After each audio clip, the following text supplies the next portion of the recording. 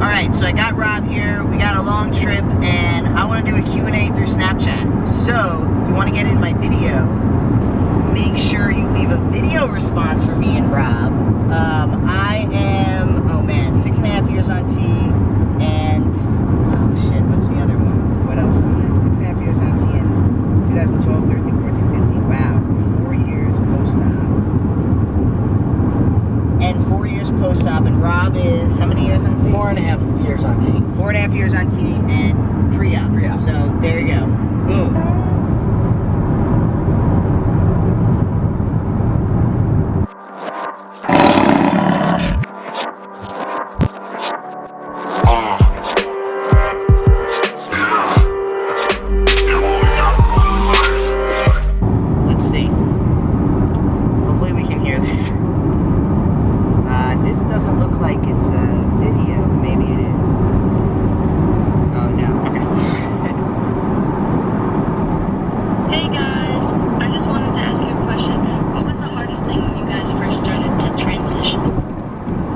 The hardest thing when we first started to transition. The hardest thing so I'm gonna do, I think the hardest thing about being transgender was saying out loud to myself that I was transgender. But the hardest thing about actually going through a physical transition was the fear of not being able to like recognize myself in like 3 years from then. Like, what if I wake up one day and I don't know who the hell is looking back at me in the mirror? You know, just kind of that fear of the unknown. Kind of, I would say that's like one of the biggest first fears. I would say mine was that fear that I would be that asshole guy. Oh, turn into a douche or something? Yeah, that, you know, nobody wanted to be around us. Like, I thought that with being on hormones, I would be that asshole guy. Yeah, no, I think that could be, like, the testosterone would change you into just a douche. Yes. Gotcha. Yeah, no, I had that fear too, I would say. Alright, cool, next question. Hey, I'm a pretty trans guy. I was just wondering what your biggest fear was, or sort of like concern when starting teeth. Ah, same question. Same question, that's funny.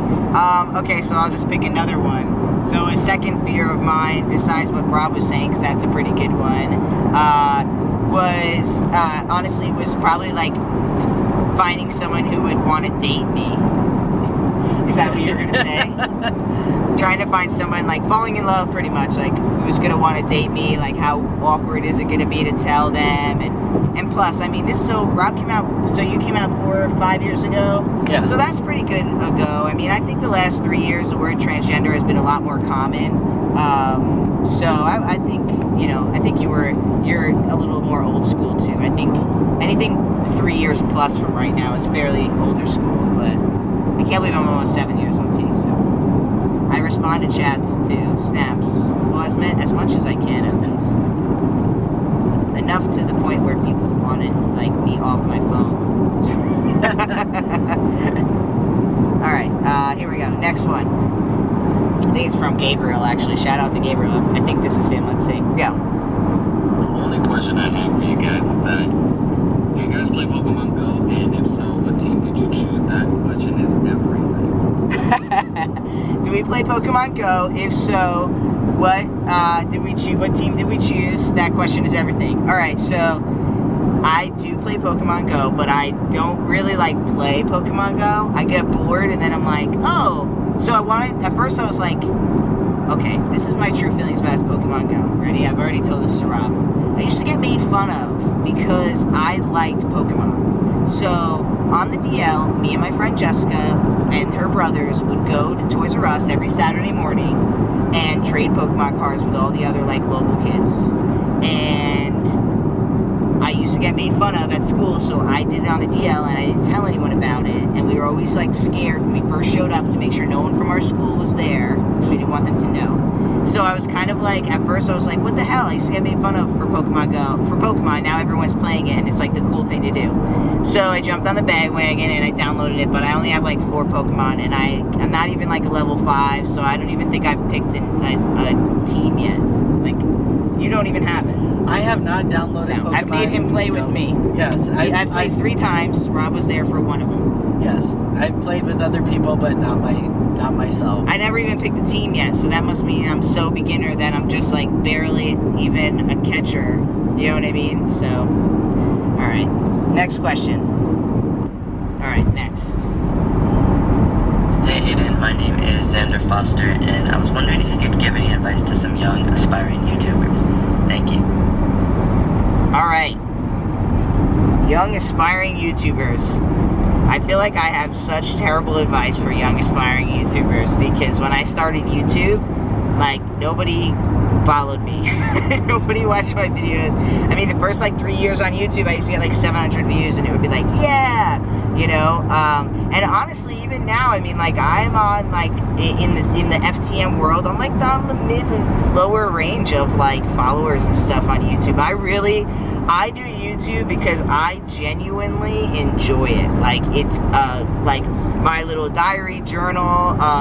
I know, like, I communicate to other guys and other trans people through, you know, YouTube. So, I mean, that's mostly why I do it.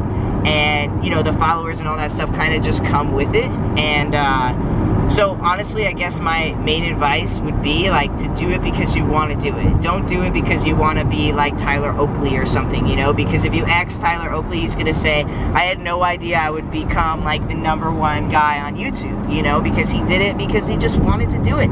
He was looking for an outlet or whatever, you know? And that would be my main advice. If you want to start YouTube, do it because you want to, and the community it will build. And then if you get popular, that's just a really awesome pro, you know? And that's what I would really say about anything you want to do in life. If you want to be a singer, do it. And if you get famous, awesome. If you don't, you could still, like, be a singer, you know what I mean? And live off of that. So yeah, that would be my advice. Rob doesn't have a YouTube, so No. he's not we're gonna cut him off of that one. Okay, this is, it's a question. So, how was your first T injection? How did you feel once you had it? Thank you. So, if you go back in my YouTube, I actually have my first T injection on here, given to me. And then I also have my first shot I did by myself. And, how was it? It was really exciting and terrifying. And how did I feel once I had it? No different. Like, literally, the minute after they take it out, like 5 minutes later, you don't feel any different. I think you think they're gonna get, like, a rush of something, but nothing happens. Rob, what about you? How are you? Yeah, I was excited and terrified, and it took me probably a good 30 minutes before I could even get the dang needle in. The first time you did it yourself? The first time I did it myself, and that was my first injection. Nobody did it for me. My first injection was me doing it myself, and so I was a little terrified, and it took a little bit of time, but yeah, there was no essential difference afterwards other than, you know, the anxiety level coming down from actually it being done. Okay, ready? Hey guys, I'm Riley. I'm pre-T, but I have my first appointment soon. I live in New Jersey, and I got a few questions for you. Question is, what's normal for, like, a hormone consultation and an appointment? Like, what am I supposed to expect? Question is, how can I get people to see me as male when I really don't pass? I have to wear a uniform, and I'm talking all day above a bunch of loud noises, and so I kind of sound like this all the time. Because of that, most of my coworkers don't even see me as male, even the ones that I've told I use the women's room. It sucks, but I love my job. As I lied, I actually have a third question. This is what my natural waist looks like. Yeah, that's a GC2B full tank, and will T make that look less hourglass shaped? Because I kind of hate it a lot. Thanks, guys. All right, 3 questions. You really fit it in there. First question was what to expect at an endo appointment. Second question was how to make my job treat me and respect my gender identity. And the third question would be about what does T do to your hips? Is that a good? Okay, cool. So, first thing, what to expect at an endo appointment? Expect it to be like any other doctor. Expect them, well, I guess there's 2 different endos. An endocrinologist that knows about transgender people, and then there's an endocrinologist that does not know about transgender people. So if they don't know, expect to be asked a lot of questions and expect to have to correct them and give them the knowledge that you feel they should have. Right? Yes. Okay. If it's an endocrinologist that knows about trans people and is working with them and has in the past and is up to date, then just expect to be like any other doctor. They're just going to ask you, like, they might ask you what you might, like, what do you expect the hormones to do to you? Do you have support? You know, I mean, usually when you go to the endocrinologist, you already have some type of therapy doctor letter that's supporting your transition mentally. So I don't think they'll, you know, that will kind of answer all those questions they might have about you through that letter. But yeah, I would just expect it like anything else. They're going to take your blood, or you're going to have to get blood work taken after you meet with them. But yeah, I wouldn't be overly stressing that appointment.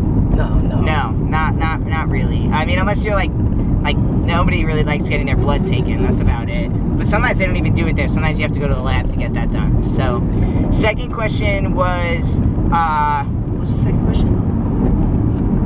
Work, job. How to get them to respect, because they're not on hormones yet and their voice is high, so, and they have to use the women's restroom. And the only thing I could say about, whoops, sorry. No, you're good. That's the stick shift, it's so rough and we're changing around. All right, I'm just gonna hold it because we're in a little bit of traffic and it's just gonna be a disaster. So to finish off the questions, so number 2, like what I say about getting people to respect your gender identity or your name or your pronoun is like you have to be affirmative. And so when it comes to work, you have to get the management to respect your gender identity and your name. That's really the key to getting everyone else at your job to respect you. And that's really because at the end of the day, if the co-workers, like the people who work there, the employees, see that their manager is calling you he and using the proper pronouns and the proper name, you know, the preferred name and everything like that, they will start to reflect that exact same thing. And it kind of is just like it's kind of like, you know, monkey see, monkey do. If the leader does it, then everyone else follows kind of thing. That's how it worked at my job, because I had people, I transitioned at my job, so I literally went from she to he, and my old name to Aydian, and my name, everything, you know, everything changed over. I was working at like an old retirement home place, and as a waiter. So everybody knew me, everything like that, and then I got one of the managers to really believe, well, I had a friend manager, so that was my first start. So he was agreeing with me and everything and calling me Aydian. Then I got another manager, and then with those 2 managers, I was able to, like, I walked into the main guy's office, like the big boss's office, with one of the other managers and, like, asked to get my name changed and everything. And then she's the one who really, like, would correct people for me. Like, they would she me and she would he me. That was confusing. So that's really what, you know, if I didn't get that higher up to respect me, then there was no way I was gonna get the, you know, my regular everyday people to respect me. So that would definitely be, you know, same thing at school. If you get your professor to call you your preferred name and he, then most likely you're gonna have a better chance of getting all the students and stuff to do the same. So, and then the third question is, does T do anything to your hips? So T redistributes your fat. Men have fat on their hips. They have fat on their bellies. Humans have fat all over their bodies. So is it gonna make your hips go away? No. It's not just gonna like magically make your hips go away. Some trans men are blessed with less curves than others. I have pretty large, wide hip bones that, like, as lean as I can get, they protrude out, so like I'll never have a super thin, tiny waist. So it's, unfortunately, it's just one of those things about our bodies that we have to learn to love. And you can definitely, like, T will help a little bit, like Rob, right? Are you agree? Yeah. Like, it will help a little bit, it'll redistribute, and compared to what you see right now, compared to like 3 years on T, you will love the difference. It's not gonna be like totally flat on both sides. You won't not have any like hips, because men have hips, you know, but it will be so much more of a difference that you'll really enjoy. You'll enjoy it. So that's it for this video. These Q&As can get really long, so this is going to be a 2-part. So we're going to do a second part in a little bit. We're going to stop off and get some grub and some gas and stuff. So thanks for watching this one. If you like it, share it for your friends, and catch us in the next one. Peace.